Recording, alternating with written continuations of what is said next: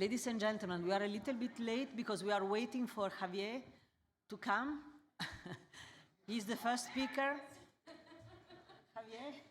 Okay. I'm sorry.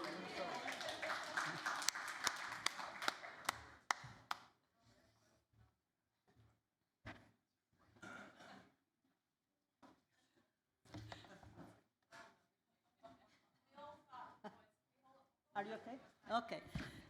So, good morning, ladies and gentlemen. Good morning and welcome to this session on European alignment on skills and training.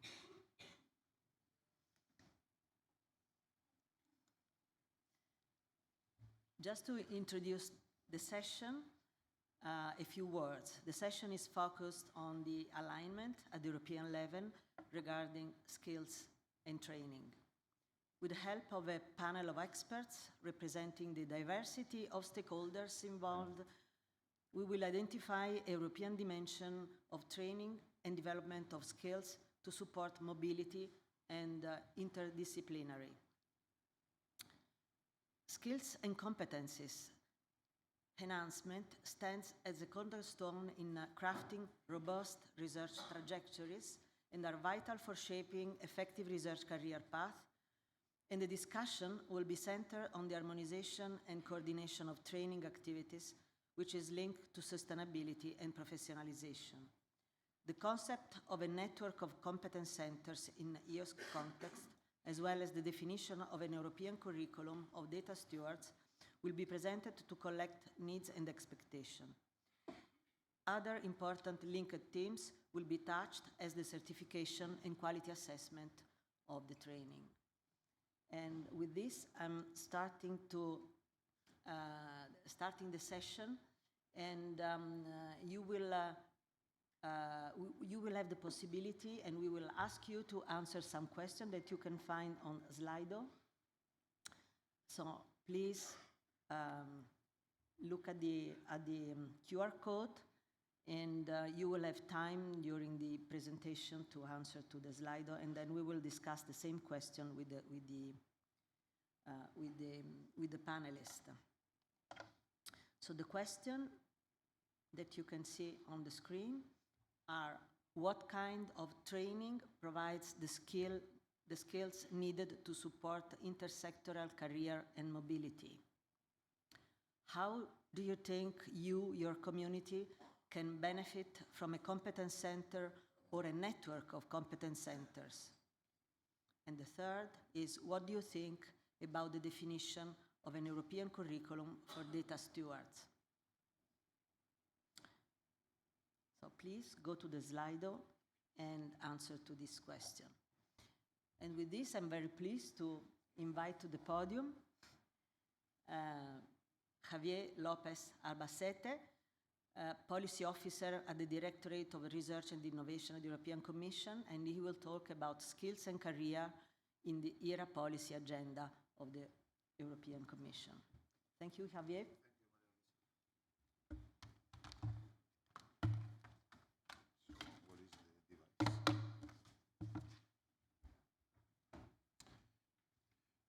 Good morning, everyone. My apologies for the delay. I'm still trying to recover my breath. Let's see if I... okay, so the slides are on. Yeah, so in this brief intro talk, I would just like to present a little bit of a high-level overview of what are the most recent developments in the context of the ERA policy agenda concerning skills and research careers at large. Okay, so the main objective of the European research area is to actually create a real market of knowledge and researchers and human resources within Europe for knowledge. Of course, for that, a crucial element are the skills of the researchers and the career paths that are presented to them. So this is a topic that is almost transversal to many of the ERA policy actions. There are 20 actions in the ERA policy agenda. Here I will focus only on 3 of them that, to my understanding, are the most relevant for the discussion we are having here today. So apologies for any gap. Also, I'd like to make a little bit of a disclaimer, is some colleagues in the Commission are managing some of these actions, so I may have some gaps or misunderstandings, hopefully not. So let me go through. So there is action 1 that you should familiar with, because its main objective is to actually mainstream open science across the European research area at all levels. And actually, this is the action where the development of EOSC is framed in. Then there is the ERA Action 3, which is about reforming research assessment. It has to do with how the research is evaluated, what merits should be taken into account for career progression, etc. And this was the subject of the session yesterday. And then there is Action 4, on which I'm going to focus because there are some recent development here, which main goal is to promote attractive and sustainable research careers. So, of course, like I said, for the ERA Action 1, one of its main objectives is the deployment of the EOSC. So I guess most of you are familiar with the contents here. And as you know, the issue of skills, of upskilling the communities, of providing adequate career paths is a central topic in this area. In particular, here I refer to the one of the 3 general objectives of the SRIA, which is to ensure that open science practices are skills are rewarded and become the new normal. There are different instruments to advance on that. There is funding from the European Commission to some projects. Emma will present Skills for EOSC later on. And there are many initiatives at the national and institutional level, in most of the cases in the framework of open science strategies, to create competence centers, to upskill the communities, etc. But I presume that Emma will go into the details of that. Then there is Action 3, which main objective is to reform the research assessment system. And this is being pushed forward mainly from a community-driven perspective through the COARA, the Coalition for Advancing Research Assessment, that has over 600 organizations working together to define new assessment methods. And the ultimate goal is to achieve a much better recognition of the different contributions that the researchers make in their work, beyond just publications or beyond just attracting funding. And finally, and this is relatively new, actually it was delivered in July, is the ERA Action 4, which main deliverables very recent before the summer were 3 highlights here. The first one is the Commission proposal for Council conclusions on the European Framework for Research Careers. So far, the document is a proposal by the Commission for Member States to discuss it and adopt it in the form of Council conclusions. This is a very, very broad umbrella document addressing many, many issues concerning research careers. The reflection at the level of the European research area is that Europe has been very successful in increasing the number of researchers. It went from 1.3 million to over 2 million nowadays, researchers, in a period of a span of 10 to 15 years. I don't remember the dates. So the reflection is that now the challenge is not to attract more in numbers, but to provide better quality, better conditions for the research careers, to make research careers more attractive. And this is a very comprehensive program that I will detail now in the next slides. As an annex to this proposal for Council recommendations, there is a renewed Charter for Researchers. Charter for Researchers, you may know it, it's a high-level document that sets the main principles, rights, and obligations of all the different sectors involved in research, from employees, employers, managers, etc. The very good thing about this new charter, well, I would highlight too, is that it fully incorporates open science as one of the high-level principles that should be taken into consideration when deploying human resources policies planning at the research management level. And the second thing is that a very useful instrument to widespread these principles, because to date, the old Charter for Researchers had been adopted by, I think, close to 1,500 institutions. So it is something that is far-reaching as a document that sets a clear guidance commonly adopted throughout the European research area. So having there the clear identification of open science as a high-level principle that should be taken into consideration, I think it's a very positive news. And then as a complement, there was the launch of the European Competence Framework for Researchers. Okay, here I try to summarize all the different aspects concerning research careers that are addressed and identified in this European framework for research careers are important to address. It has many different aspects. It goes from the working conditions, pension schemes, so very practical thing that of course affect the quality of a research career. But let me highlight a few aspects. I know it doesn't have a pointer, yeah, here. It goes from the very definition, and this is a fundamental thing of what is a research career, because now there is very little consideration to researchers that are not actually in academia doing papers. So the aim is to extend that vision and to acknowledge and recognize that the researchers can have cross-mobility experiences, they can go to industry, they can come back, etc., etc. Of course, for that, the reform of research assessment is crucial, because if you are a researcher, go to industry, don't publish anything for 3-4 years because you are doing other kind of activities, and try to come back to academia. Nowadays, the doors are closed because you have not published anything in 4 years, and therefore you are not regarded as such. So it tries to go into that direction to facilitate intersectoral mobility and to have a much wider recognition of what the research career should be. Of course, the document also makes a lot of emphasis in the need to upskill researchers for this kind of more intersectoral career paths that should be opened up. That is one of the key messages in the document. Okay, and there are a number of other things that are important. There are implementing tools that are foreseen, and okay, I will try to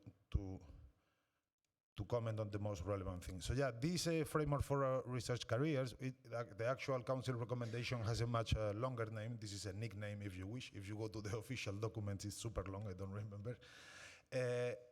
The role is that it will set the main guidelines for policy actions all across Europe. That is the idea. And the highlight I want to bring here is that open science and upskilling is a very central ingredient here. So this should facilitate the mainstreaming of open science all across. Then, how to implement all this? Well, the Commission, for the moment, has put forward a number of initiatives. One of them is the competence framework for researcher, Research Comp. I will comment that in a moment.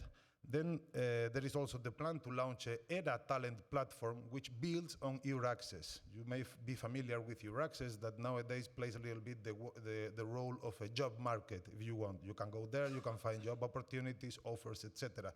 The idea is to extend and to this tool so that it is also supporting in acquiring skills, training materials, etc. So this could be a very good place. I was discussing with Emma the other day to try to mainstream and to make available to these 2 million researchers that have access to this platform to basic tools for getting skills in open science and related things.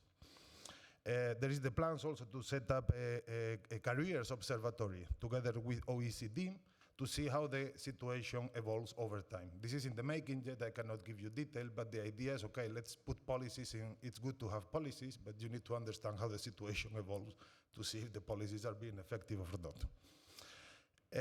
And there is also the possibility of launching a pilot in Horizon Europe, this is also in the making, supporting organizational change. And the idea is to run a pilot that is successful, will be mainstream in the upcoming work programs. And I go to my last slide because I am over time. So like I said, the European Commission, as a supporting tool to this European Framework for Research Careers, on July 13th, released the Research Comp, which is the European Competence Framework for Researchers. And the idea here is to identify the 7 key categories that any researcher at any stage and working on any sector should acquire. So they are regarded as essential as per category. Then per category, there is an identification of individual competencies, and of course the document recognizes that you don't need to excel in all of them. But let me go, because this is a very important aspect of this map or of these guidelines, is that there is the category of managing research tools, recognized as a fundamental category of skills that every researcher should acquire in her or his career, including managing research data, promote citizen science, manage intellectual property rights, and operate open source software. Moreover, in other categories, there is also the promotion of open access publication and to acquire skills in the evaluation of research. Senior researchers should know how to evaluate research properly. That is what the document is saying. Of course, this is a very high-level document, but again, the idea is that it is adopted very broadly as a useful guidance for institutions, universities, when they prepare their doctoral planning, the upskilling or reskilling through the career development of all researchers. Okay, and by the way, this is a product which is framed from the Commission side in the framework of the European Years of Skill. Okay, and with this I finish. This is my brief summary of the policy situation. Thank you very much.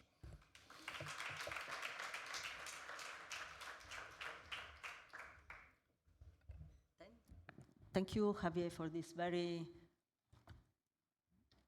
comprehensive presentation of the policies in Europe. Now, I will invite Emma Lazzari, to talk about the Skills for EOSC, in Horizon Europe project, and she's the coordinator. Emma is from the GAR. GAR is the mandated organization in Italy for EOSC. Emma, the floor is yours. Thank you, Maria Luisa. Good morning, everyone. The light is very high, so it's not possible to see you. Okay, so as Maria Luisa was saying, thank you for introducing me. I am the coordinator of Skills for EOSC. Skills for EOSC is one of the largest projects in the infra-EOSC sector, with 44 partners and a 7 million budget, which is funded both by the European Commission and the UK ERI. So, as it was clear, I guess, from the beginning of this session, we do need competencies to practice open science, and this is where the project is acting. So we try to focus on the needs that the community has in terms of training and skills. So there is, of course, the need for a clear definition of competencies to promote open science and take advantage and participate into the EOSC. This was part of the discussion also yesterday during the session about the nodes. I heard a lot of people saying that it's okay to have the infrastructure, but we need people to have the skill to be trained on how to use the infrastructure and what are the advantages of it. We also need to define career paths that can of course, be used in this sector. One in particular, we are focusing on data stewardship. We are defining a curriculum for data stewardship that is to be uptake also by different institutions in the consortium. This goes hand in hand, of course, with the definition of the career path of these new professionals. Of course, this is not only that. We do need to upskill the current workforce and to design a lifelong learning mechanism that can allow people that are already integrated in research institutions to acquire the skills that they need during their career and update them. We also need to provide advice and support to researchers and different roles in the open science sector. This is because we cannot think that we will have superhumans as researchers that have all the competencies at a very fine granularity to perform all the actions that they need to do. So we do need some experts that support the role of the researcher. So what we asked to ourselves in the project is what can be the answer to these needs. So we are trying to pull together the competence that have already been created during the years thanks to other actions and initiatives. A lot of projects in the past had the training tasks, but we do need now to pull together all these experts and people together to avoid the fragmentation. Of course, there are roles today that didn't exist a few years ago, or people that need to be involved, stakeholders that need to be involved in the research context and take advantage of open science. For this, we needed to define the right skills, the competence that they need to practice it. We needed to provide services based on competencies, because that's not only by creating the competencies we will win. So we will need, based on that, to create services like training, support, and so on. We needed to create a unique point of reference for communities, being their national, regional, or thematic, disciplinary, where people can go and find the support that they need. And again, we need to provide a mechanism for lifelong learning to update those skills, also through the support of network of peers. So what we thought was the right answer to this was competence centers, and this is where the project is acting. Competence centers have been there and mentioned in different documents related to the EOSC. The SRIA mentions competence centers. There was a recent, last year, opinion paper by the steering board mentioning the need for competence centers. And we heard recently, I think yesterday, that the multi-annual roadmap also includes particular priorities regarding competence centers and upskilling. So that is not something that came out of the blue. Actually, there are many initiatives in Europe and beyond that are building competence centers and networks of competence centers. Those are a few of them. And we have recently delivered a landscape analysis also based on what is out there and what we can be inspired from. So what you see here is not one of my slides. It's actually a slide from the European Commission during an event where they were announcing competence centers in the field of semiconductors. And I made the effort just to erase the words related to semiconductor and put those related to open science to show that the concept is the same, that can be applied also in our context. And if you look deeply at this slide, you will see all the keywords that I have already mentioned during my presentation today. So the project main aim will be to create a coordination network of competence centers, either national, regional, or thematic one. You see here in the map the consortium of the coverage, geographical coverage of our consortium. We have 18 countries on board. We hope that most of them can organize a competence centers inside. We already have some competence centers on board. The first one was ICDI competence centers that you may have heard about. We are also happy to have other countries that are external to our consortium that express their interest in participating to our activity. So we are now signing an agreement with KIFU in Hungary to provide them the training they need in order to transfer the competencies to the community in Hungary and that they can need to realize their competence center.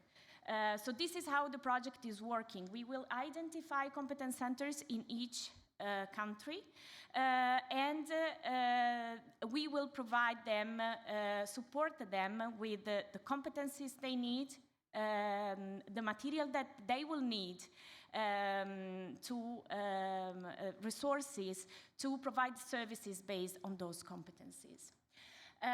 So this is mainly the concept that we have in mind for the competence center. We have many elements. The main one is competencies that are being defined in what we call minimum viable skill set. So we have already developed about 10 different sets of skills that different roles, need to practice open science. When I speak about roles, I not only refer to researchers, but we are targeting other roles like policymakers, public authorities. We had a session yesterday, it's very nice, with the CEDO project.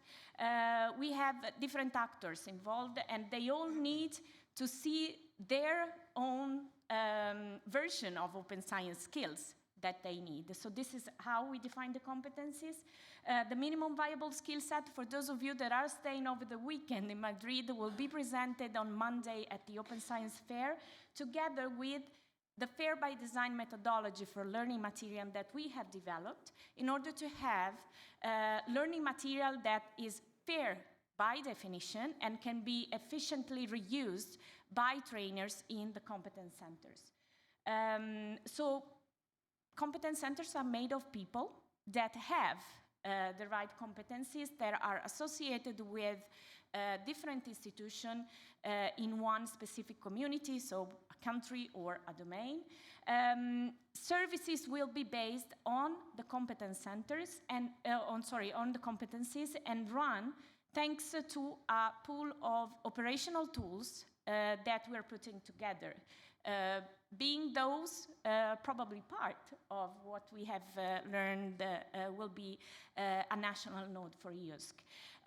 So those tools will be fundamental to run the services, but also the resources that we are building will be, so the material, the kits, and so on and so forth. So I think I am in time. I have 20 seconds left. That's very. We have the countdown here, which is a little bit, yeah. So thank you very much. I just take the opportunity to say that we launched at the end of August a program for a fellowship program. It is an exchange program where we hope we can have experts traveling across countries and being hosted by institutions in our consortium to spend a period of 1 to 3 months. Curtis, correct me if I'm wrong. Yes, great. To work together with other experts, data stewardship or open science experts around different institutions.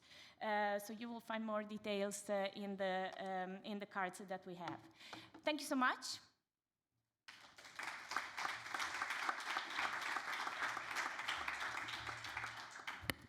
Thank you, Emma. Thank you, Emma. And now I'm very pleased to invite to the podium Ilire. She will talk about the work that has been done in the frame of the task force on data stewardship career path. Please, the floor is yours. Thank you. I will try to take the micro and move over there, maybe. I think it's better with the light. Thank you very much, Maria Luisa, for this nice introduction. It's my pleasure to present the work of our task force, Data Stewardship Career Paths and Curricula, which is one of the EOSC Association task forces. And I will take this opportunity to thank all task force members for their work. You have to keep in mind that this is a voluntary work. And also the presentation that I will give now, it's a joint effort from me, my colleague co-chair Celia, and also Irina. So thank you. First, I would like to present our task force. So we have board liaison Wilhelm, and me and Celia, we are co-chairing this task force. The focus is on data stewardship curriculum and career paths, but with a special topic on data stewards' role and their core activities. We have 24 members from different European countries. 18 countries are represented in this task force, and the members come from different stakeholder groups like universities, national initiatives, different research infrastructures, EOSC-related projects.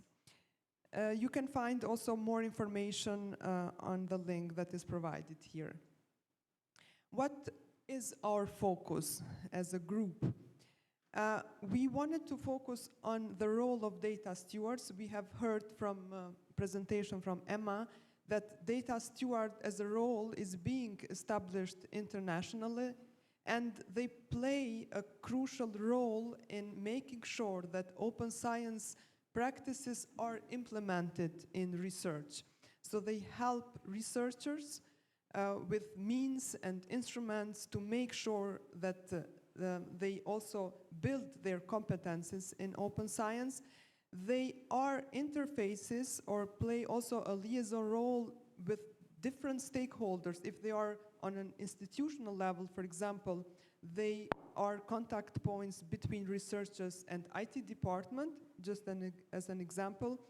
And we wanted to make sure that with our work, at least we contribute towards the recognition of this role on international level. Of course, there are other initiatives, other projects that work on the same topic, and our aim was to build, connect, and consolidate. So first of all, our first point was the report from the previous group of the EOS Executive Board on Skills and Training. We are very well connected, and we exchanged with the RDA interest group on professionalizing data stewardship. We are in contact with other EOSC association task forces that work on similar topics, and of course with related projects like Skills for EOSC or RI Train Plus.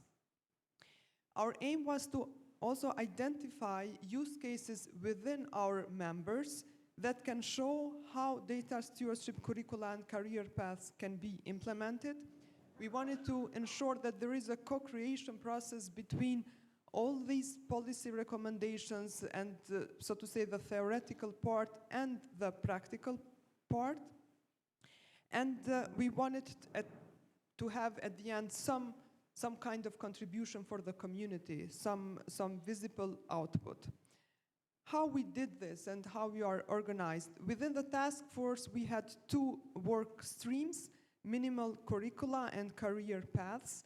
And members of the task force were invited to work in one of, or on the both work streams if possible.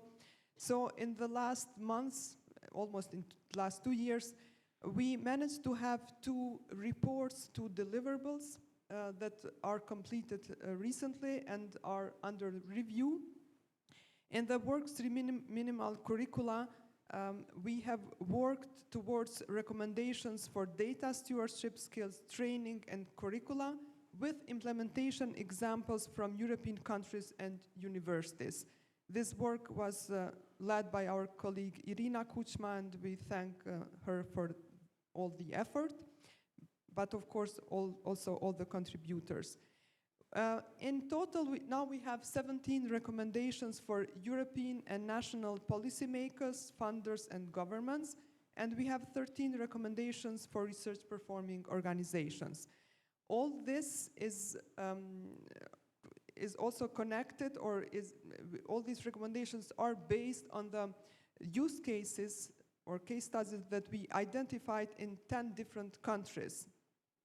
And with those case studies, we want to elaborate a bit more how these recommendations could be also implemented in future.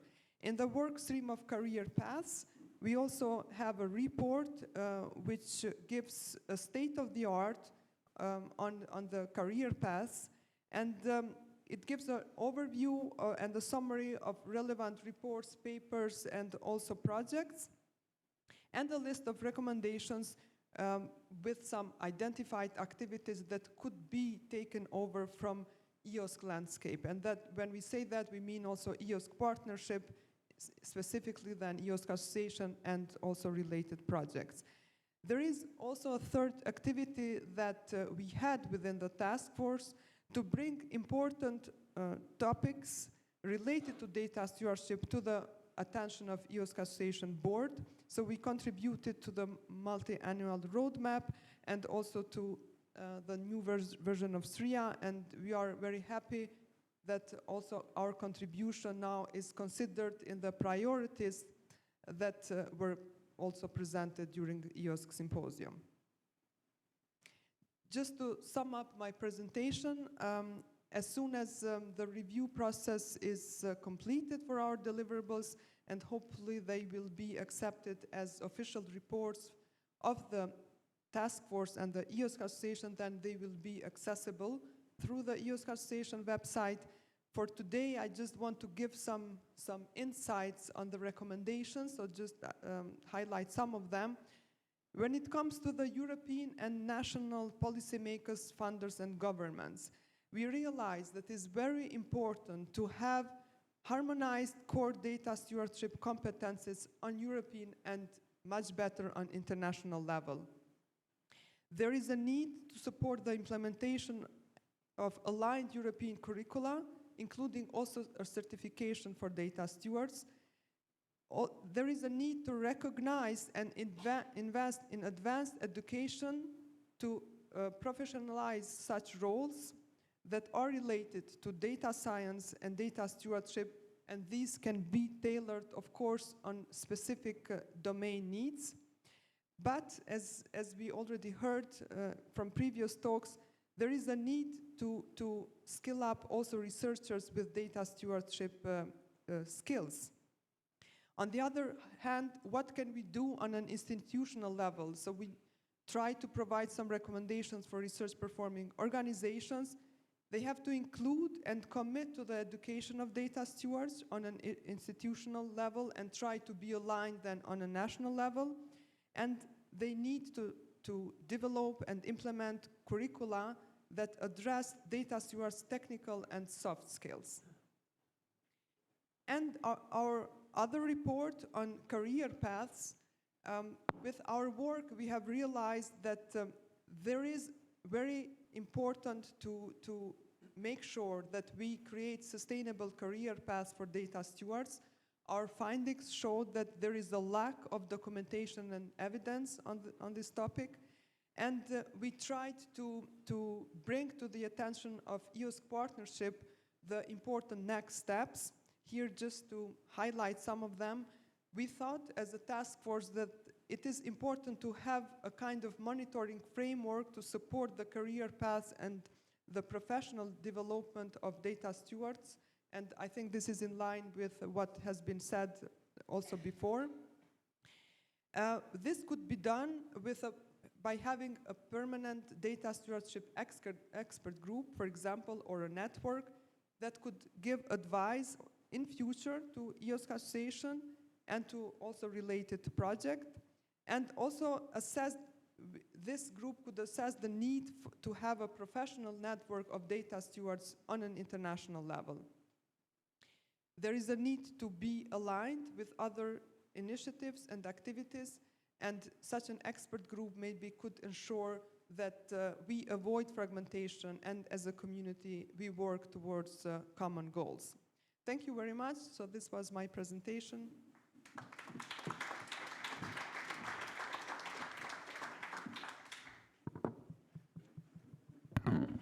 Thank you. Thank you, Ilire.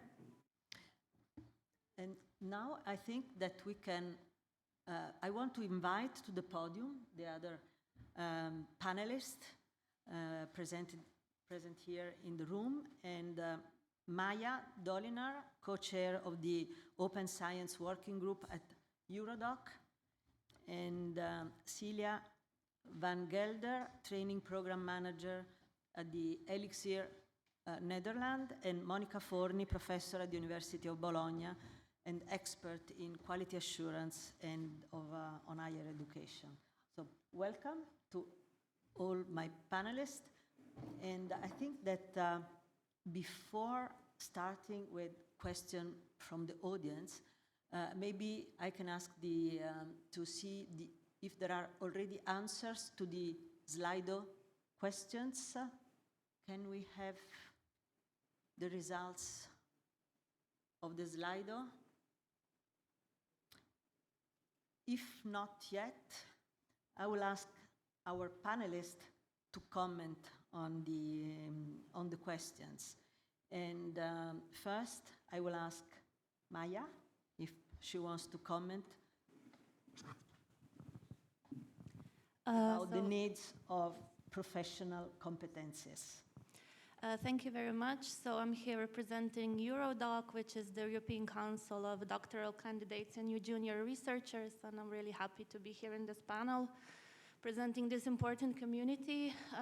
And I think that EuroDoc in the past years has been advocating that the doctoral training does not only include training for academics, training academics, but actually training science professionals, so a much wider concept than just academics. And I think that this kind of panel today is really a direction into, it is a direction into this important area. And I think that supporting this intersexual mobility and this intersexual career paths, I think it's really important that we have a really broad spectrum of skills that a researcher obtains, and these skills have to be aligned with the developments and demands of the various sectors within the European labor market. I think that's a really important aspect of it all. I believe that we need this open science training, which is in part already available. And this kind of open science training would need to include areas such as communication, collaboration, creativity, information skills, management, of course, all this technical knowledge. Of vital importance here, I think, is also data stewardship education, as it was mentioned in the previous presentations. So this is really intrinsically linked with the research practices and is really vital for fair and open research. So we need these tailored educational programs at the university level for data stewards and data science as well. And this is really indispensable. A lot of work has already been done in this direction. I can mention one of the projects that I'm involved in, which is the Right Train Plus, that is developing a curriculum already, but I think that really more kind of input has to be also made in the further institutionalized programs at university level, at the postgraduate level. In addition to that, of course, there is also a need for other forms of training, such as online trainings, webinars, hackathons, some sort of visiting scholars programs, and so on.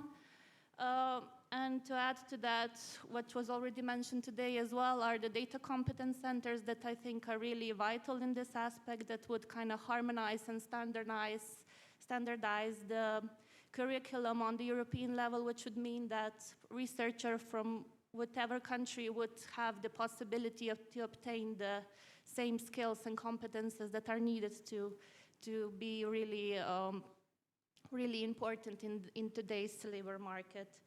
What I also believe that we need are digital skills for the fair data stewardship. So in addition to data stewardship, we also need to have this technical aspect covered with the analytical and computer skills and fair data as well. So, yeah. Thank you, Maya.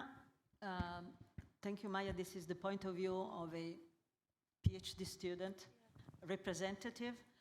So I want to ask Monica, as a representative of the universities and also university leagues, what has been done, the universities are doing on this topic.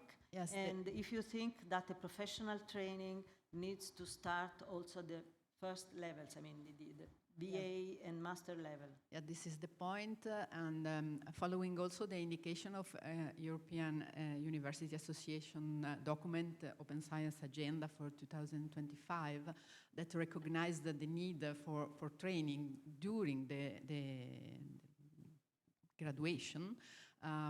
We are working in the Retrain Plus project to introduce training on the aspect that the European community selected, but following a need survey on the research infrastructure and in the academia professional to the level 6, 7, and 8 of the European Qualification Framework, so bachelor, master, and PhD.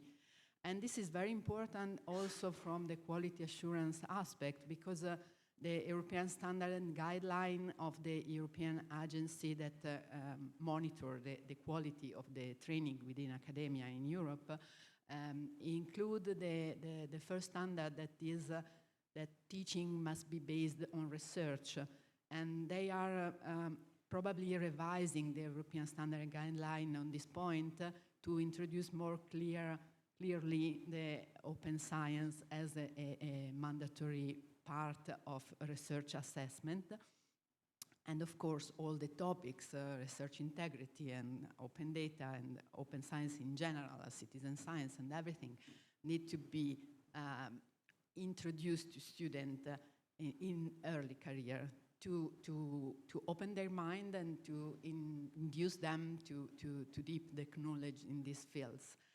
But from the personal point of view of academia, I think that we need, in this particular historical moment, to do this training at two levels.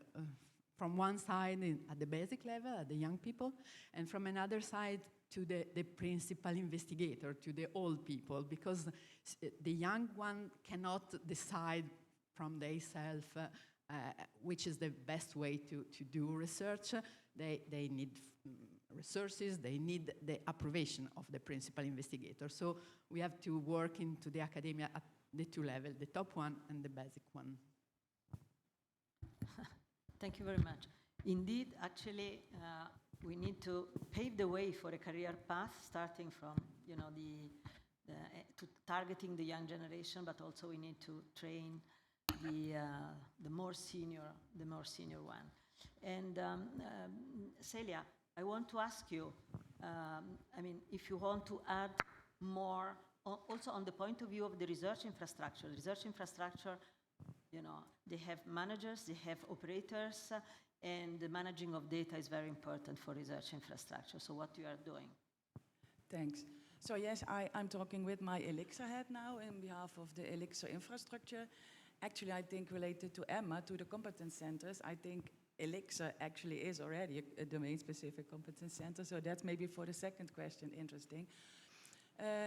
In Elixir, we are really working on, we realize that when we have to manage the research infrastructure, we need that the staff also has the correct competences and skills. And also, we participate in projects like RI Train Plus, of course.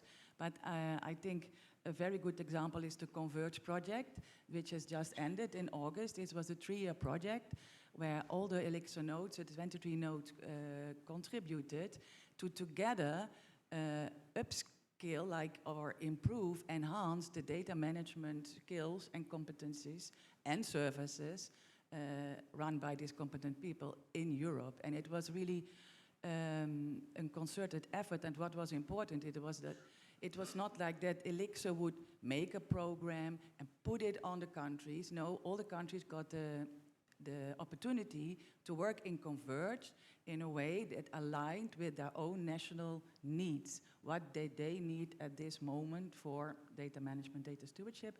I was co-leading with some colleagues the training and capacity building work package. We, in 3 years, we did over 150 courses, and we reached more than 4,500 people. But what's more important, there were some elements that we identified as things that we would want to do in collaborative efforts. I think that could be like the kind of core modules of maybe a curriculum that Emma is also foreseeing. But on the other hand, the needs of the countries were very different, because some countries still needed many new basic data stewardship courses still to be built and reached out, and others were on another level and say, look, no, we want to work with our Convert funding to more the advanced fair training, and there was a place for all. So the nodes had the opportunity to do this in line with their national strategies, and I think that was really important. And one last thing I want to mention, because Monica mentions the PIs, we were also very aware that something needed to be done more in raising awareness, because on one hand, everybody knows about the FAIR principles, everybody knows that we need to do this and open science, but there's still a lot of preaching to do, I would say, before like the PIs and the researchers really see the need. And often data stewards are put in the position that they are there to help the researcher, but they still need to convince them first. And what we did was really in an outreach work package to make a very nice video. It's really short, 7 minutes. It's for the PIs, and it's not how to do the data management, but why. And it really links to like the researcher has a grant proposal accepted and now wants to start, has to make a data management plan. What are the actual questions? And I think it's a really nice introduction into this. So I think it would be, if you're interested, you can check out the video. Thank you, Celia. Thank you very much. And now I want to open the floor to people present in the audience. There are any questions for the panelists? Yes, please.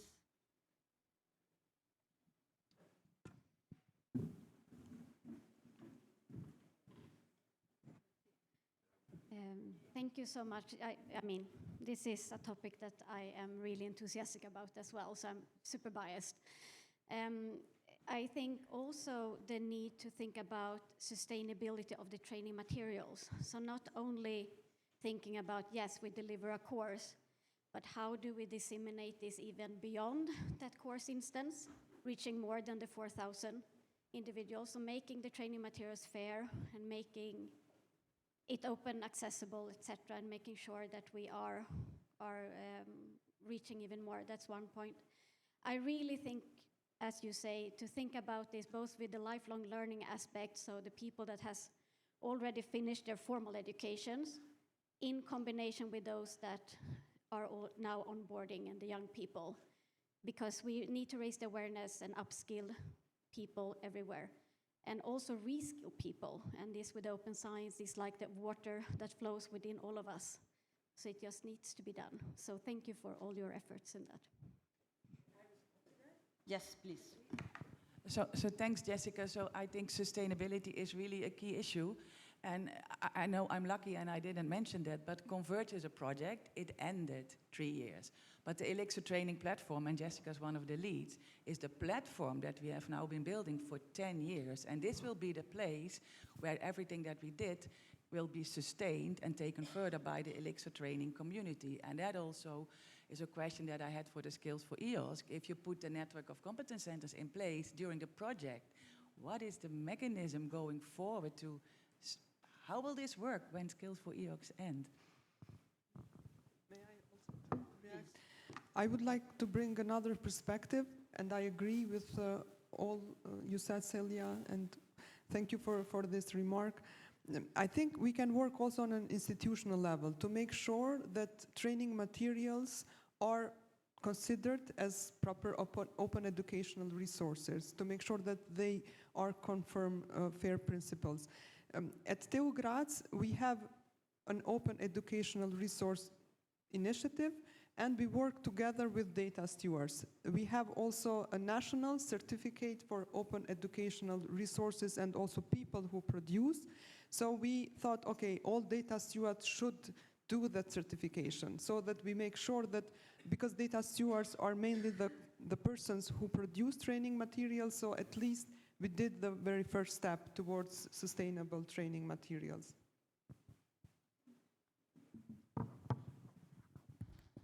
So maybe we need an Other European questions? Yeah. inventory of training material, an European certified inventory. I of want training to ask material. one question.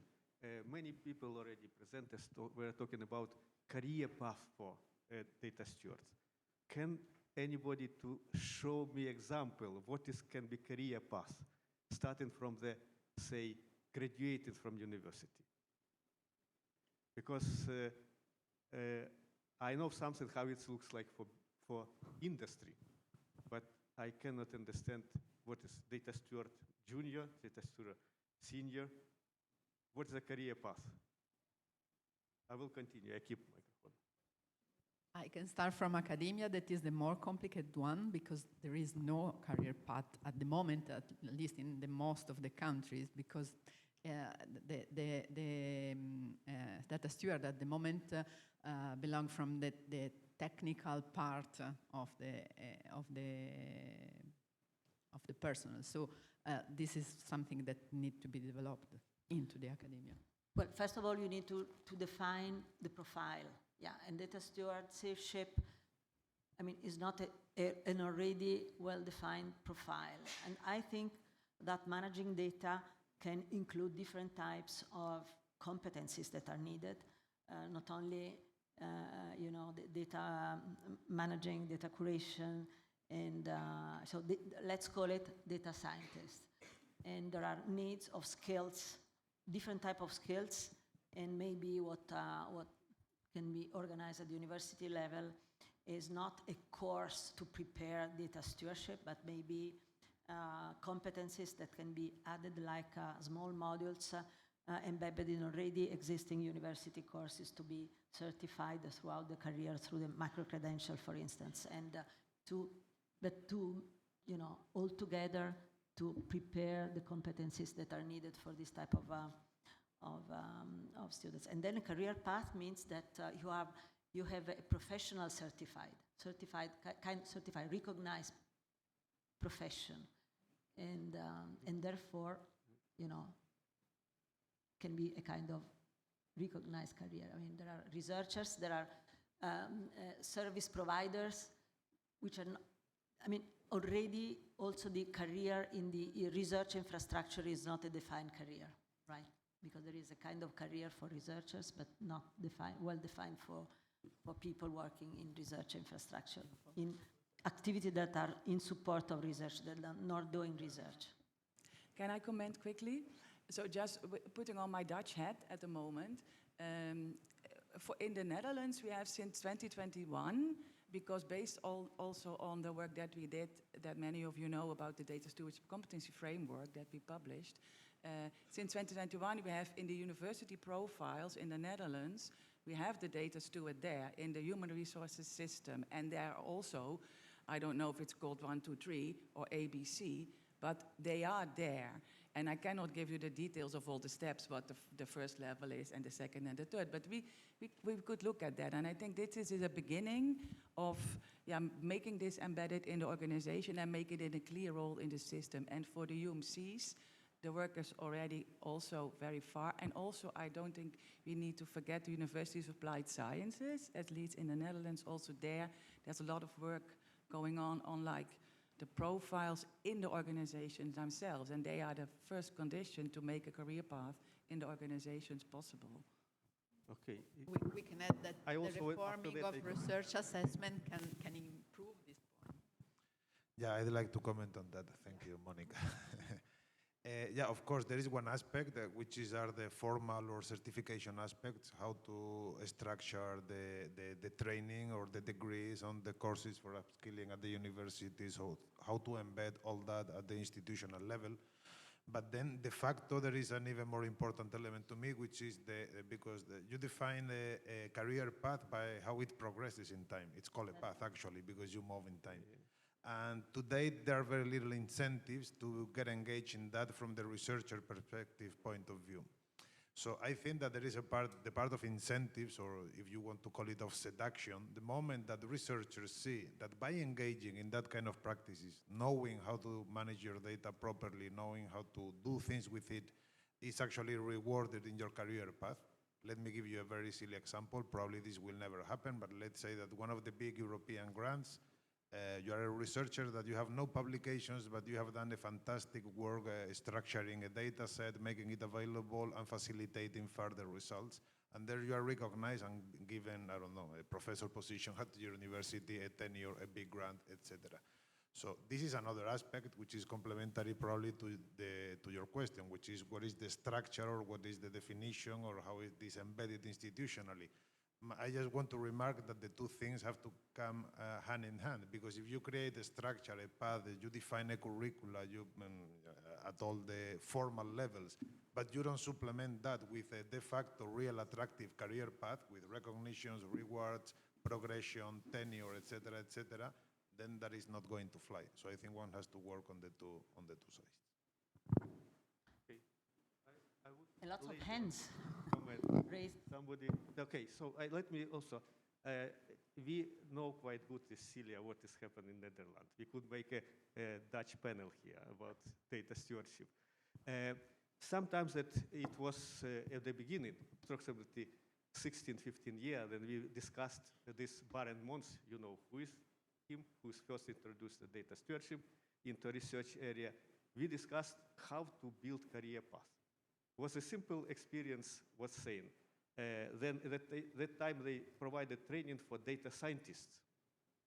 And Barend Mons told that data steward is a data scientist who don't want to work with data analysis because it's head breaking and so on. So, and Edison Project, who developed the so-called data science professional family, it's specifically oriented issue of career path for data scientists, for data stewards. So I would say it would be quite useful for somebody who is actually working or trying to develop career path to look at from the point of view. Researchers start, for example, from data clerk, student research assistant. After it goes to the data steward. After it goes to the project manager. So data scientist goes one path, and data steward another path. At the beginning, they can be common. And they can also end up at the CEO on data, and so on. So these topics already, it was discussed in the ESCO professional, okay, you know what is ESCO, European skills, whatever. They discussed, that's why I create a professional family. And also SEN for ICT, IT professional, they also discuss career paths based on how it's called skills transferability and a level of competence. And this should be right approach on the career path. Because another issue is career path is a majority of researchers starting at research infrastructure, research project, it goes to business. If the skills on research data steward is not recognized, not mapped to the industry, industry consumes huge amount of data stewards. Look at the job market. This should be proper way of ensuring a securing career path for data stewards. But I think one last question. Yuri, thank you very much. And I think maybe Elira and we should look back to Edison and the things that are there more specifically related to career paths. So we can take that up in the task force and see how we can use that. I think that might be very interesting. So thank you for bringing that back to my memory. I know the data science professional family, and I know that the data steward is one of the roles in there, but I didn't have it quite on my radar yet that there was also this career path thing. So thanks for pointing it out, and we will look into that further in the task force. Please. Well, thank you for this very interesting discussion. I have a very pragmatic question. What would be, in your opinion, the ideal granularity for a competence center? In the sense that, are we going into a model with something like 225 competence centers with very focused, limited scope, or more into a model where there are fewer, more federated, more kind of distributed? So I guess I can take this. So we did a landscape analysis of what is out there. So for the moment, there are many initiatives that can be seen as competence centers, even if they're not formally called competence centers. In the project, what we are trying to do is at least identifying one point of reference for the countries, because of what Celia was saying, because in each country we have different level of maturity. So we do need to take this into account. But we are also looking at disciplinary competence centers. We have research infrastructures in the consortium. We have EPOS, Operas.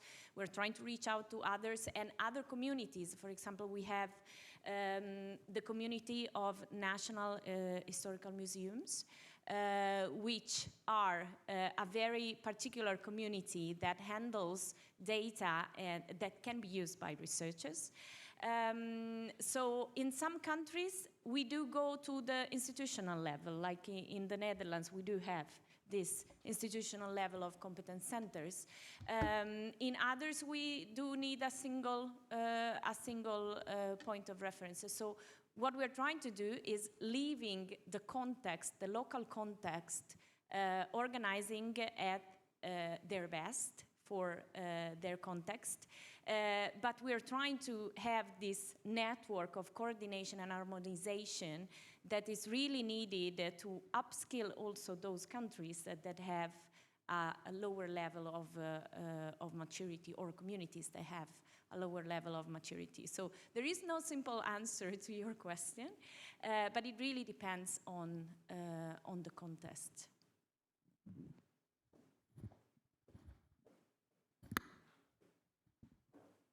Hi, hello. Daniel Thomas Lopez from the European Bioinformatics Institute.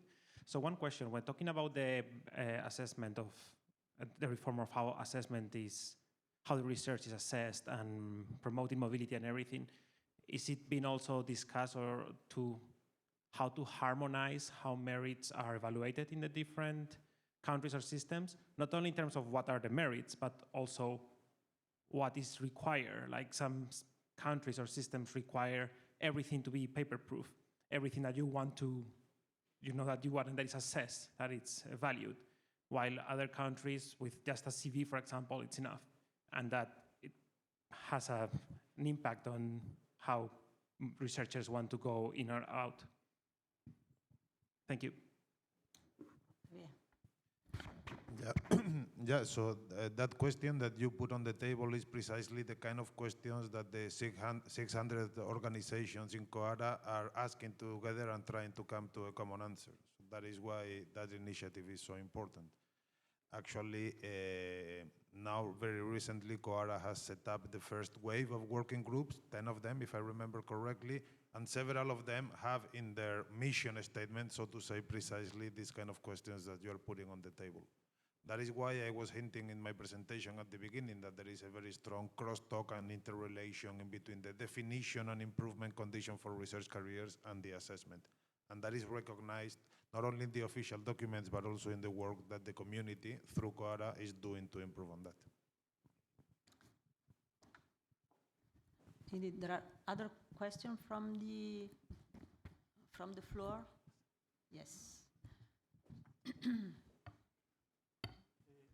I want just to clarify question. In data steward competence or skills framework, how much technical expertise means? For example, database management, data model, whatever, storage management, tools for data, how much is reflected? Why am I this asking?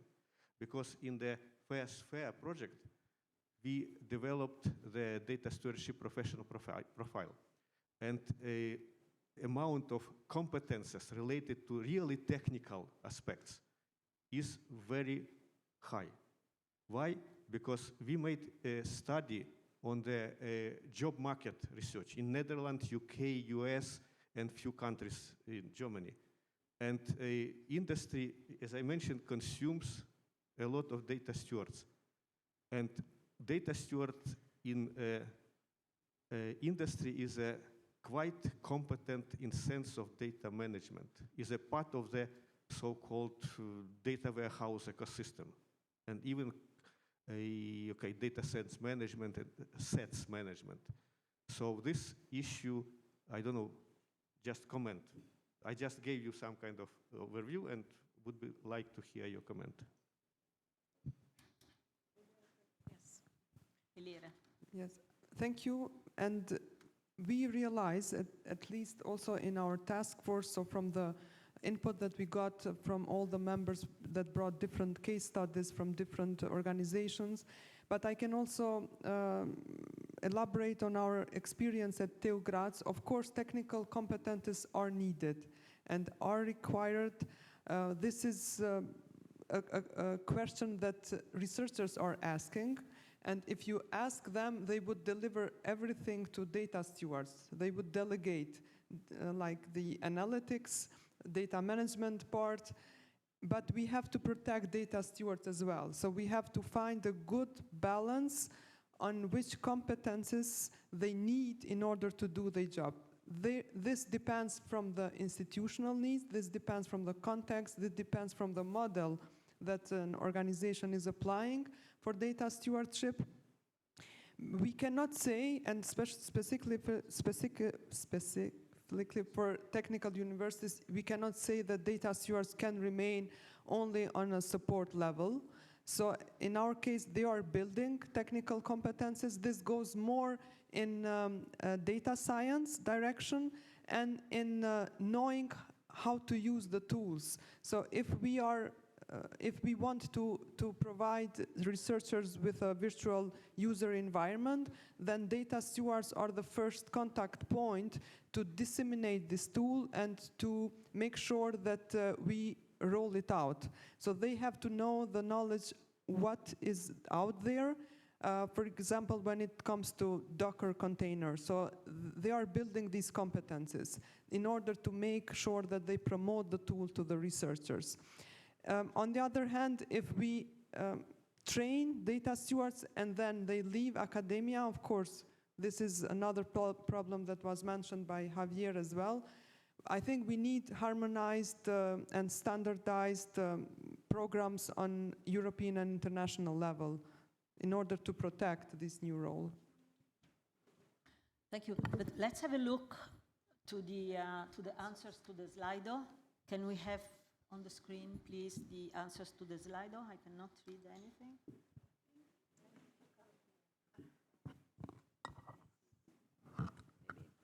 So about the question of what kind of training provides the skills needed to support intersectoral career and mobility. So training in communication skills and the ability to understand the cultural differences between professions and organization.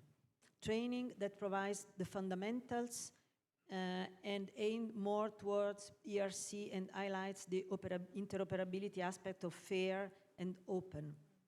Peer-to-peer networks of interdisciplinary research or services of service providers like core facilities. How to interact with and engage researchers.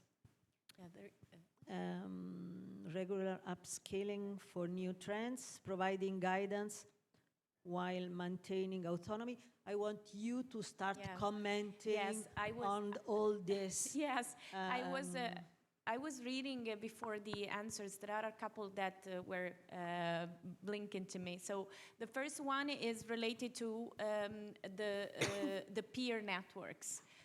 We are working in the project in Skills for EOSC in the support for the creation and also for the sustainability of peer networks, because we see them as the place where we can provide upskilling and lifelong learning. So we are, for example, supporting the creations of data stewardship networks. We also have contacts outside the project with, for example, with Portugal, which is not included in our consortium. We have set up a community. We will kickstart it in November in Italy for data stewardship. This is the place where people will find other professionals that are working on the same aspects, they're doing the same job, and they can provide support to each other. They can exchange information, they can exchange tools, resources, and this is where we see the lifelong learning experience taking place. One other point is that I saw was upskilling the people that work in the administrative part of the universities. This is also one of the targets of our project. We target not only policymakers, but also what we call civil servants, or those people like administrative in both institutions or also in the ministry. These are the people that do the work, and they need to support researchers. They need to know what is open science about, what it covers, what is research data management, what it is needed. So this is another role that will be targeted starting from next year in our training programs. So I just wanted to comment on that. Just point a moment about training communication and understanding cultural differences, and also how to engage with research. We need data stewards that are able to communicate with researcher. So Not only data stewards. yeah, of course, not only. But in my idea, we have to avoid the distance, like, for example, happen with statistician. We do the same with statistician. We need all the researchers know basic statistics, but we need experts. But we need experts that are able to communicate with the researcher. And for data steward, I think is something similar. So we need to train researchers to understand the needs of management of data, but we need data stewards that are able to talk and explain to researchers what are the problems. So coming to the technical competencies and the transversal competencies, I think that transversal competencies are very, very important for this kind of professional. Yeah, more broadly, I mean, thinking at open science, not only data stewardship, I think that one part of the research comp was really interesting in managing tools and managerial skills in general. There is a comment here, management and people development skills. So can you comment on this, please? Yeah, well, actually, my comment is that if I take this question at face value, not bringing the data stewards or open science into the context, what kind of skills and trainings are needed to support intersectorial careers and mobility? That is precisely the question that the research competence framework that I showed in my slides tried to address in a very general way. And there, as you may remember, there are 7 broad categories. One of them is for data management, another one is for performing research, other are related to communication, and I am very happy to see that most of the answers that I see in the slide fit in quite well or populate quite well these 7 categories that were defined, which makes me think that it can actually be a very good guidance tool. That is precisely the purpose of this competence But now we need framework. to implement this, all this. Yes, of course. Can I I want to respond to Emma's comment about peer-to-peer networks. I think this is really essential. If I look at the Netherlands, we have the Data Stewards Interest Group, which already since 2017 is collecting the people, and it's exactly working as you described. This is where people find each other. This is where the community of the people is. I also think it's important, it's not only people that are data steward or have data steward as their job description. We tend to talk about data stewardship roles, so it can be other people too. I think, and as long as the definition of the job is not there, not everybody, but let's think about it as roles, so that is one thing. And that's also, I think, brings up the other question is that you talk about an Italy network, we know Belgium has a network, you talked about Portugal. So is there a need for that we would have something on the European level? I think that's also one of the recommendations of the task force. If we could like a professional association or something, or bringing them together, that we go one level higher than the national ones, that might be something to consider. If I may add to that, I think that we need like a combination of soft and hard skills that would encompass all of what we're talking about. And all of these skills and competences should be delivered throughout the chain. So going from managers up to the administrators, I don't know, data librarians. There are many roles within this system that we need to take care of, not just data stewardships or maybe managers, but we have also technical staff that needs upskilling and continuous development, and all of this thinking about this area should encompass all of the possible research careers, not just research careers, but also administrative and technical aspects. and ensure this continuous development, upskilling for also these kind of professions. Thank you very much. I think that maybe we can move to the second question. We have three questions in our Slido. The second question is, how do you think your community can benefit from a competence center or a network of competence centers? So hopefully the competence centers can promote professional mobility in a way that help both professionals and organizations to see opportunities in an unexpected, out-of-the-box places. A federated physical presence that can be approached. Certainly very useful is organized, fully embracing a countrywide approach. Greatly, most of all, I think we would benefit from a global or at least pan-European common training so that competence is transferable between countries. You want to start commenting on this? Yes. So this is exactly where we would like to go, so the goal of the project. One thing that I think is useful also from the perspective of the network, again, coming back to what Celia was saying, all the countries have different level, and being together in a network can show the others how the champions are doing. They can be inspired by the organizational models. For example, we're doing a lot of work to collect the different models, organizational models that competence centers now have in the countries. This is very useful because for those countries that need to start from scratch, they can learn from each other and they can see what was the path that led to the creation of competence centers in other contexts. Again, the network helps in alignment, it helps in learning from each other. We are looking at a model, a very lightweight mechanism for coordination that can be also sustained. I didn't have the time to respond to your questions, but we are having discussion with important key stakeholders to understand what the sustainability can look like.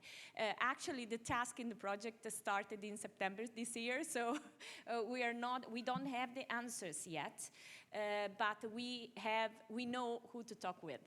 Let's say it this way.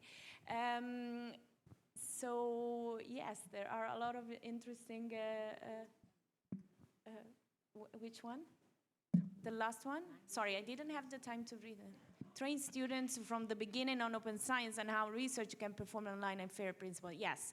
So this is very important. Training students at undergraduate level, I have to say we had a very good experience in Skills for EOSC. We trained elementary schools on the importance of not only the scientific method, but how to collect scientific data and make them understandable to others. So we had a very good experience with them. We did experiments, we have them collecting data and exchange their data with each other. That was very, very nice. But this is important, I mean. That was just one particular thing that we did, but it is important that people understand from the very beginning of their student career that this is important. You need to exchange with others, and this is not only for researchers. We have discussed before these skills are needed also in the industry. So it is important from all levels to start training people on the importance of data management. Thank you, Emma. We have 2 minutes left, only 2 minutes left. Please, comment. I'm Heva Hnatkova from the Czech National Library of Technology, and I would like to ask about the training at the doctoral level, because especially the question for the Commission that you published in 2011, innovative principle of doctoral training that can help doctoral schools in programming doctoral curricula. So if you are thinking to revise this innovative principle of doctoral training, including the open science skills, research data management, so if this is promised. Yeah, actually, this is an initiative that I don't follow. I'm not fully up to date on what is happening there, but to the best of my knowledge, the efforts now are concentrating in the renewal of the Charter of Researchers and the introductions of this new framework for the moment. That is all I can say. Yeah, I but think- oh, sorry. no. But as I can say before, the research-based training is mandatory for quality assurance aspect of higher education institutions. So the new framework for evaluation of doctoral program include, of course, research aspect, and now ENQA, the Quality Assurance Agency, European Quality Assurance Agency, to which belong all the national quality assurance agency, is working on open science. They have a working group on open science to include the open science into this framework of accreditation. Yeah, actually, if I understand correctly, the strategy of my colleagues and of the community is start at the higher levels. So the first revision to include fully open science as an important guiding principle is in the Charter of Researchers that underpins all the other initiatives. And I guess that that will trickle down and propagate to all different more sectorial plannings and reference documents. I think that is the underlying logic. So I presume yes, but I don't know if and when. We did not discuss very much about also mobility. Mobility is very important between institutions and also, you know, as you said, I mean, cross-sectorial, because from universities, from the research, in institutional organization, research performing organization, to maybe industry or research infrastructure. I think that to promote the mobility, there is the kind of the need to have common regulation concerning the employment across Europe. We really need to have an European framework for this, and also to reduce the fragmentation of the initiatives, and also for the sustainability. So maybe to have common legal framework for employment could be a Well, good. the framework was published on July 13th. Now the challenge, of course, is to roll it out and to implement it on the ground. But the main political agreement to begin with, because that is supported by many, more than 26 member states, many stakeholders. So the policy agreement is there that we have to advance in that direction. That, of course, now the challenge is how to roll it out, how to implement it. Yeah. But it is very clearly identified as a top priority problem that needs improvement. That is clear. Okay, and with this, I thank you very much. I thank all the panelists, and please, a big applause to them. And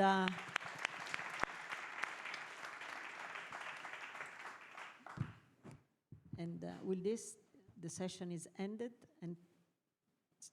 and go for a coffee.